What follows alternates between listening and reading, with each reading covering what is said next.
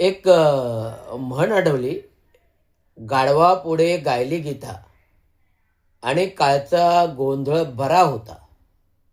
गाढवा पुढे गायली गीता, कालचा गोंधळ बरा होता. संत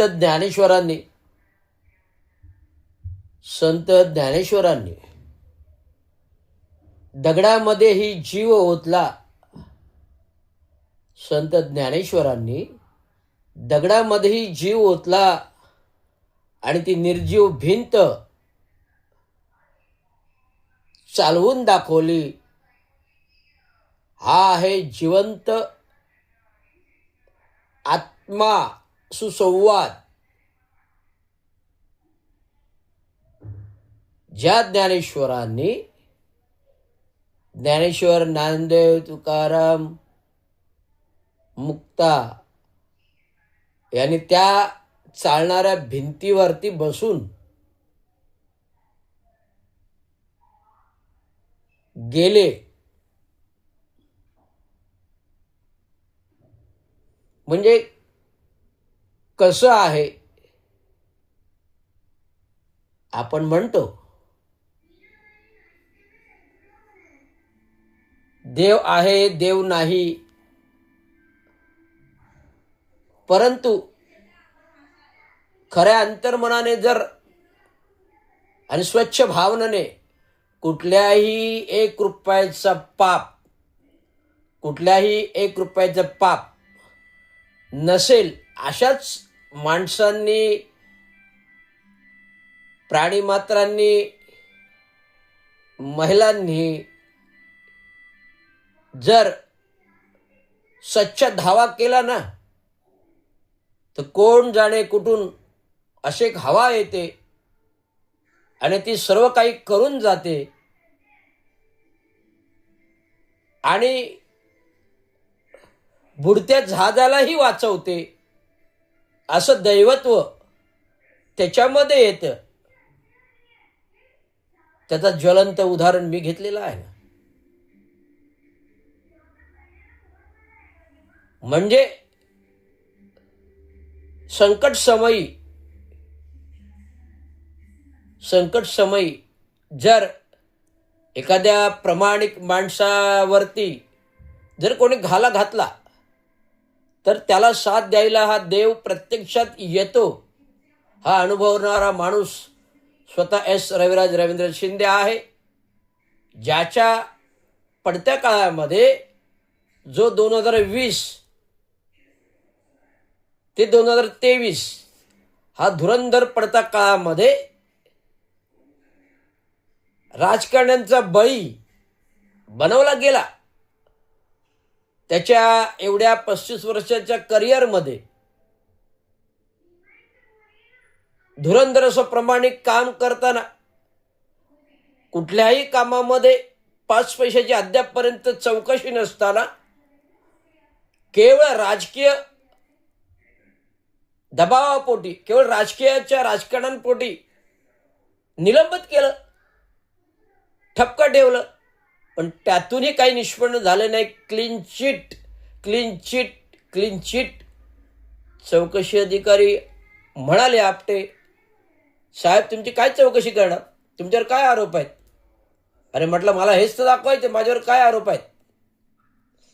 निलंबनाचे आरोपच काय आहेत? काहीच नाही.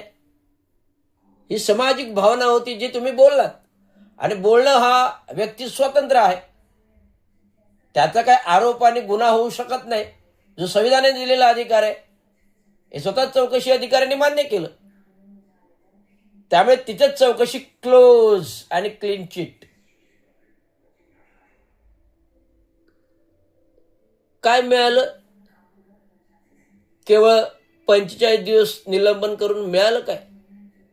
परंतु राजकारण्याने ते दाखवायचं होतं की आम्ही एखादा अधिकाऱ्यावर कसं काय षडयंत्र करू शकतो.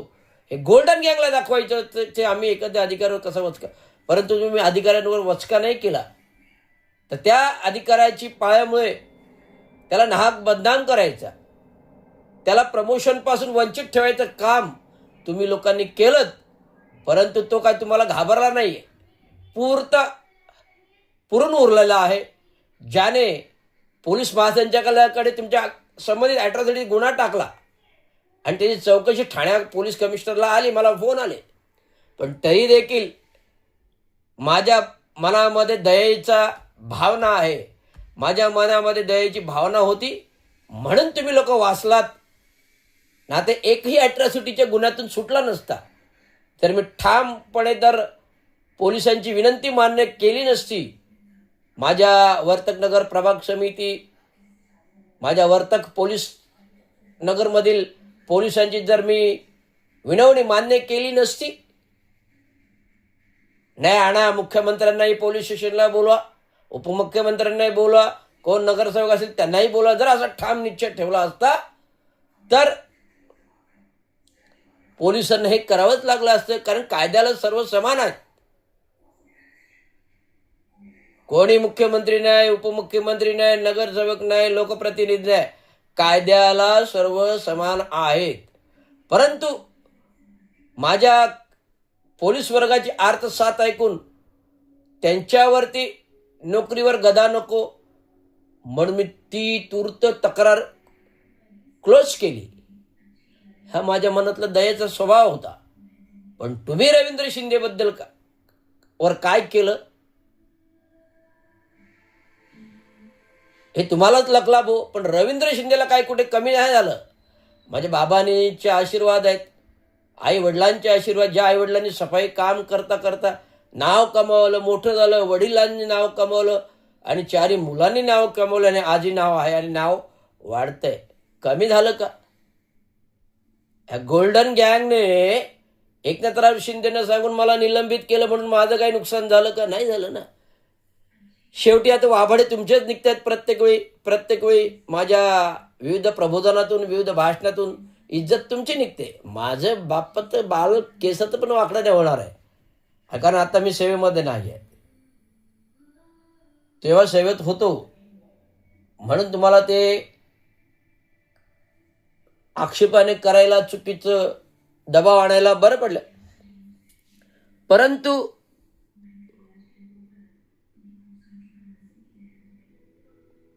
या म्हणीतून एवढंच सांगायचं आहे की गाढवा पुढे गायली गीता आणि कालचा गोंधळ बरा होता. ज्या गोल्डन गँग मधच्या म्होरके हे करायला लावलं, मला विचारणा करतात, हे आम्हाला शिव्या का देतो रे? यायला शिव्या का देतो? मला तर शिव्या देता येत नाही. परंतु मी उलटा प्रश्न केला, तुम्ही मला निलंबित करायला का लावलं आणि तुम्ही माझ्या प्रमोशनचा घास का घेतला? याचं उत्तर मला आधी द्या. तोंडच बंद झाली. शिवसेना सचिव राम रिपाळे सोबत होते. खासदारांना प्रश्न सवाल केला नरेश मस्किननं 4 चौघामध्ये, गडकरी रंगायतांमध्ये. तोंडच गप्प झालं. तुम्ही मला निलंबित का केलं त्याचं उत्तर द्या, कारणामीमांसा द्या. देऊ शकलात, नाही दिलात. तर आज मला बोलण्याचा पूर्ण स्वतंत्र आहे, अधिकार आहे. खासदार होताना 26 कोटीची प्रॉपर्टी कुठून आणली? फॉर्म 26 मध्ये कशी दाखवली? ओम दिगंबर साई संस्थेचे ठेकेदार कोण? सॅटिस पुलाचा कॉन्ट्रॅक्ट कोणाचा? आणि आतापर्यंत कुठलाही उद्योग नाही, कुठलाही व्यवसाय नाही. आनंदनगरच्या 10 बाय 10 झोपड्यामध्ये बसायला भोकाची खुर्ची, बसता येईना नीट. आणि आज तुम्ही स्लिम टीम होऊन जॅकेट घालून खासदार म्हणून मिरवत आहे. माझं काही वाकडं करणार आहेत? काही नाही करू शकत. पाठवली होती हो मुलं सोडली होती महानगरपालिकेमध्ये शोधायला. हाय कोणाची हिंमत? सांगो शिंदेचं रक्त आहे, भीमाचा वारसा आहे, डॉक्टर बाबासाहेबांचा छावा आहे. भीम आर्मी, जय भीम आर्मी आहे, ब्लू पॅन्थर आहे, महाराष्ट्राचा सिंह आहे, शिवछत्रपती सेना प्रमुख आहे, महाराष्ट्र म्युनिसिपल कर्मचारी युनियन अध्यक्ष आहे, स्वतंत्र मजूर पक्ष राष्ट्रीय अध्यक्ष आहे. या सर्व गुण धर्म एकत्रित चांगलं वक्तृत्व आहे. त्यामुळे आज अनेक कामगारांच्या प्रश्नी मार्गी लावणारा एकमेव माणूस रवींद्र शिंदे आहे, ज्याच्यामुळे आज कामगारांचा राबता रवींद्र शिंदेकडे आहे. कारण रवींद्र शिंदे हा एकमेव कामगारांचा वाली आहे, जो कामगारांना योग्य न्याय देतो आणि योग्य आवाज उठवतो. त्यामुळे प्रशासनाला घाम फोडणारा, ठाण्यातील लोकप्रतिनिधींचा घाम फोडणारा हा एकमेव बुलपांतर एस रविराज रवींद्र शिंदे आहे. त्यामुळे कुठल्या मायकल लालची आता हिंमत नाही आहे की 4 बोट उंगली माझ्यापर्यंत नेण्याची. आता माझी हिंमत आहे की मी 4 बोटे उंगली तुमच्यापर्यंत नेऊ शकतो, एवढी हिंमत माझ्यामध्ये पुरती आहे आणि करण्याची ताकद तेवढीच आहे. कारण माझ्यामध्ये भडा मोठा कामगार वर्गाचा पाठबळ, आज जे काय बाबांच्या नावाने मिळवलं तेच मी पुढे नेलं. म्हणून सांगतो, सरकार हे भ्रष्ट तंत्रप्रणाली वापर. जी लोक महानगरपालिकेशिवाय राहूच शकत नाही, त्याच्यावर पोट भरण्याचं साधनच त्यांचं आहे, तिकडील टक्के आणि खोक्याच्या जीवावर तर राहूच शकत नाही, तर समोरच्या ठेकेदारांना ते काय सांगणार कामाची क्वालिटी द्या. आज महाराष्ट्रातील पत्रकारांची पत्रकार परिषद झाली. किती हजार कोटीचं कामं इन प्रेझेंट महाराष्ट्र शासनाची चालू आहेत. किती हजार कोटी, 14 ते 15 हजार कोटींची कामं नाही, 54,000 कोटीची कामं चालू आहेत महाराष्ट्र शासनाची. आणि 15 ते 14 हजार कोटीची बिलं महाराष्ट्र शासन ठेकेदारांची देण्याची बाकी आहेत. ठाणे महानगरपालिकेची पण अवस्था तीच आहे. 2.5 ते 5 हजार कोटीचं दायित्व आहे. नवीन नवीन कामे आम्ही प्रस्तावित करतो, 10,000 कोटीची ऑन गोईंग कामे आहेत, परंतु महानगरपालिकेच्या तिजोरीत 1 रुपया नाही आहे. आणि आम्ही आणखी नवीन नवीन अनधिकृत कामे, अनधिकृत दालने लोकप्रतिनिधींचे करतो. पत्रकारांनी फुकटचे कक्ष देतो 10,000 स्क्वेअर फुटाची. ह्यांची बिलं कोण धरणार? आणि मुख्यमंत्री मुख्यमंत्री माझे आणि उपमुख्यमंत्री माझे या अनधिकृत दालनाचे उद्घाटन करतात. हे घटनाबाह्य आहे. बदनामी कोणाची होते? तुमच्याच नेत्याची बदनामी होते, हे लक्षात घ्या. आज तुम्ही अनधिकृत गोष्टींचे उद्घाटन करतायत. 300-350 कोटीचं ऑडिटिंग नाही आहे. 2,265 कोटीची गटर पायवाटीची कामं केली, बिलं काढली, पण ती केलेली कामच जागेवर नाहीत, म्हणजे खोटी बिलं केली. 2,943 प्रशासकीय ठराव, त्याच्यामध्ये हे नामकरणाचे अनधिकृत ठराव, विठ्ठल मूर्ती असेल, ठाणे बाबत चौक असेल, नरेंद्र बाळ सभागृहाचा ठरावच नाही आहे. परंतु सांगो शिंद्यांचा सार्वभौमाचं योगदान असलेल्या ह्या नगरपरिषदपासून ते ग्रामपंचायतपासून नगरपरिषद, नगरपालिकेपासून महानगरपालिका प्रस्थापित होईपर्यंत जे काय अबाधित कामगार क्षेत्रात नाव आहे, योगदान आहे, ठाणे महानगरपालिकेच्या विकासामध्ये योगदान आहे, ठाणे महानगरपालिकेच्या कामगारांमध्ये योगदान आहे, त्यांचा ठराव नामकरणाच्या क्रिक्रसाचा मंजूर होऊनही ठराव 10 वर्ष प्रलंबित आहे. कोण बाबूराव कवी होते? बाबूराव सरनाईक कवी कधी होते आणि कधी झाले? मी अजून एक काव्य पुस्तक संग्रह पाहिला नाही.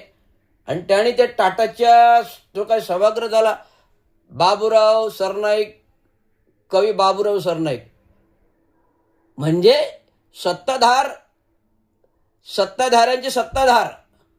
म्हणजे शासन म्हणजे काय त्यांच्या मालकीची प्रॉपर्टी आहे का? प्रत्येक ठिकाणी विकासकाकडून काम करायला घ्यायचं आणि आपल्या बापाची मालकी लावायची आणि लेबल लावायचं आणि नाव लावायचं.